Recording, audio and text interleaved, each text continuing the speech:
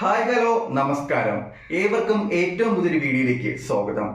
Kerala engineering and pharmacy entrance എക്സാമിനേഷനായിട്ട് prepare ചെയ്തുകൊണ്ടിരിക്കുന്ന നിങ്ങൾ എല്ലാ വിദ്യാർത്ഥികളും അറിഞ്ഞിരിക്കേണ്ട ഒരു വലിയ വസ്തുതയുണ്ട്. കീമിന്റെ റിസൾട്ട് എന്തിനെ ബേസ് ചെയ്താണ് വരുന്നത്, എന്തൊക്കെയാണ് അതിനെ ബാധിക്കുന്ന പ്രധാന ഘടകം, നമ്മൾ മുമ്പ് ഒരു വീഡിയോ ചെയ്തിട്ടുണ്ടായിരുന്നു.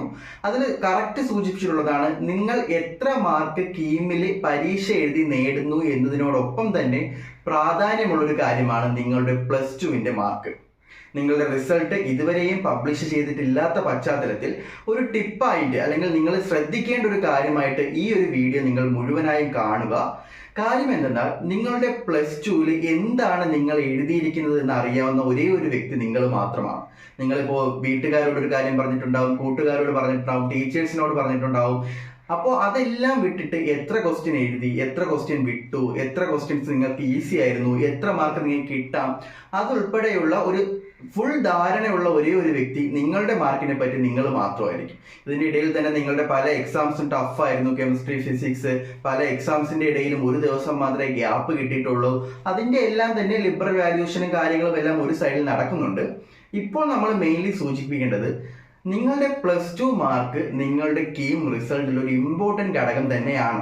ഇപ്പോൾ എക്സാമ്പിളായിട്ട് പറഞ്ഞാൽ നിങ്ങൾക്കറിയാം, ഫിസിക്സ്, കെമിസ്ട്രി, മാത്സ് ഇതിനെല്ലാത്തിനും കൂടെ ചേർന്ന് 300-ന് നിങ്ങൾക്ക് എത്ര മാർക്ക് കിട്ടി എന്നത്, ഓരോ വിഷയത്തിന് 100 വെച്ച് 300-ന് എത്ര മാർക്ക് നിങ്ങൾ കരസ്ഥമാക്കി എന്നത് കീം റിസൾട്ടിനെ ബാധിക്കുന്ന ഒരു കാര്യമാണ്.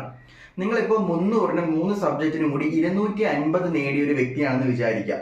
അതുപോലെ തന്നെ നിങ്ങൾ 600 മാർക്കിന്റെ കീം എക്സാമിന് 500 മാർക്കും നേടിയ ഒരു വിദ്യാർത്ഥിയാണെങ്കിൽ ഈ 500 മാർക്ക് 300 മാർക്കിലേക്ക് കൺവേർട്ട് ചെയ്യുമ്പോൾ നേരെ പകുതി ആവുകയാണ്. അതായത് 600-ന്റെ പകുതിയാണ് 300.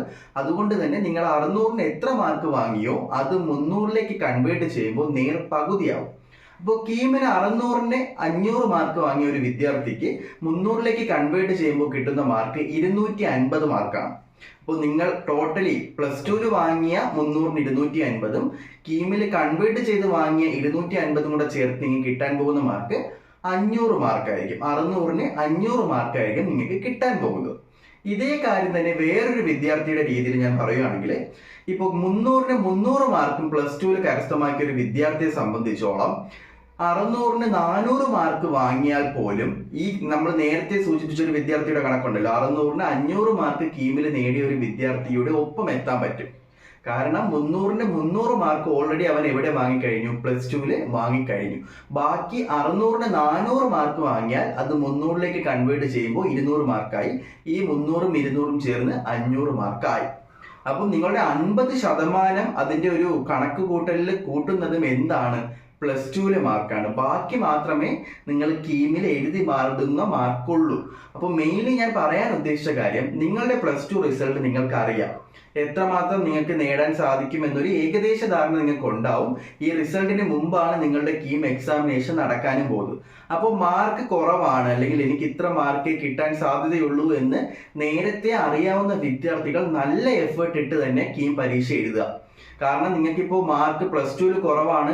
അപ്പോൾ അതിനനുസരിച്ച് നിങ്ങൾ കീമിന്റെ മാർക്ക് കൂട്ടിയാൽ മാത്രമേ നിങ്ങൾ റാങ്ക് ലിസ്റ്റിൽ വരൂ. അത് കാരണം മാർക്ക് കൂടുതൽ കിട്ടുമെന്ന് ഉറപ്പുള്ള വിദ്യാർത്ഥികൾ ഉഴപ്പണമെന്നല്ല, നിങ്ങളുടെ +2 മാർക്ക് നിങ്ങളുടെ ബേസ് ആണ്. അതുണ്ടെങ്കിൽ മാത്രമേ നിങ്ങൾക്ക് കീമിന് എത്ര മാർക്ക് വാങ്ങിയാലും നിങ്ങൾക്ക് ഒരു റാങ്ക് ലിസ്റ്റിലോട്ട് എത്താൻ പറ്റൂ. ഇപ്പോൾ കീമിനൊരു 300-ന് 100 മാർക്കാണ് +2-ൽ ഈ 3 സബ്ജക്റ്റും കൂടെ ഒരു വിദ്യാർത്ഥി നേടിയെങ്കിൽ പിന്നെ അവന് 300-ന് 300 വാങ്ങിയാലും ചിലപ്പോൾ റാങ്ക് ലിസ്റ്റിലോട്ട് എത്താൻ പറ്റത്തില്ല. ആ ഒരു കാര്യം നിങ്ങൾ മനസ്സിൽ വെച്ച് നിങ്ങളുടെ +2 റിസൾട്ട് എന്താണെന്നൊരു ധാരണ ആദ്യമേ മൈൻഡിൽ സെറ്റ് ചെയ്യുക. അതിനുശേഷം കീം എക്സാമിനെ അപ്രോച്ച് ചെയ്യുക.